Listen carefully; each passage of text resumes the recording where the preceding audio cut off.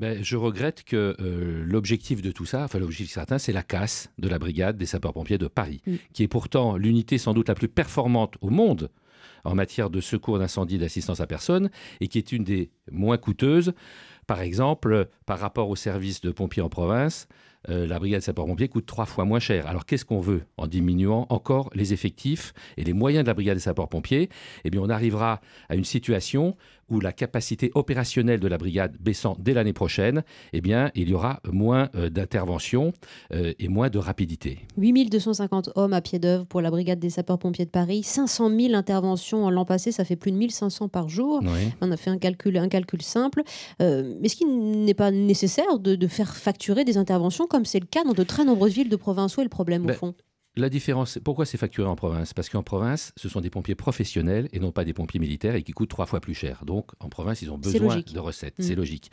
À Paris, depuis la Révolution française, création des sapeurs-pompiers, tous les services, toutes les prestations sont gratuites.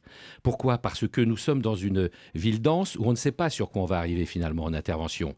Donc, on peut vouloir supprimer certaines prestations, certaines missions, mais on ne sait pas ce qu'il y a derrière. Et deuxièmement, est-ce que ça ne va pas inquiéter les Parisiens qui vont se dire, ah ben finalement, j'ai un problème grave, mais je préfère ne pas appeler les pompiers parce que je vais devoir payer. Vous pensez que les Parisiens auront dans la tête les 5 ou 6 prestations payantes? Non.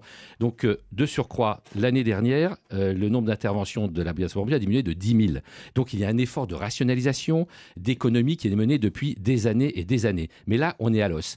Et dès l'année prochaine, pour la première fois, c'est sans précédent depuis toujours, depuis la création de la brigade, il y aura une baisse de 40 pompiers, il y aura la suppression de 5 grandes échelles, de plusieurs engins pompes, 2 centres de secours seront fermés, etc. etc. Donc la capacité opérationnelle de la brigade va diminuer, alors que la sécurité incendie et le secours à victimes sur la voie publique, c'est quelque chose auquel on ne doit pas toucher, qu'on fasse des économies ailleurs. Mais Philippe